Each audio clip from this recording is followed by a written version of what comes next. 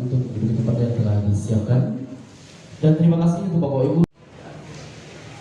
Kepedulian pemerintah Kabupaten Musi Banyuasin terhadap masyarakatnya di tengah wabah pandemi virus COVID-19 masih terus berlangsung.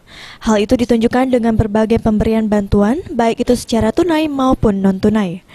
Kali ini pemerintah Kabupaten Muba melalui Dinas Pemuda dan Olahraga memberikan 1.289 paket bantuan non-tunai tahap 2 kepada para pelaku usaha pariwisata yang ada di seluruh Kabupaten Musi Banyuasin, terutama yang terdampak wabah virus COVID-19.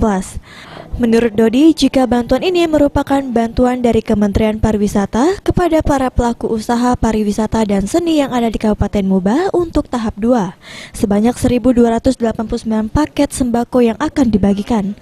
Selain itu juga, Dodi mengatakan akan memberikan bantuan tambahan dari pemerintah Kabupaten Muba berupa sarana dan prasarana yang nantinya juga akan dibagikan kepada para pelaku usaha kecil menengah tersebut, seperti gerobak dan modal usaha, untuk menunjang dan meningkatkan usaha mereka agar roda perekonomian masyarakat Muba bisa kembali bergairah setelah diterjang wabah virus COVID-19 ini. Ya, ini sebetulnya ini bantuan tahap kedua dari Kementerian Pariwisata dan Ekonomi Kreatif yang disasar kepada para pelaku usaha, pekerja seni, dan UMKM.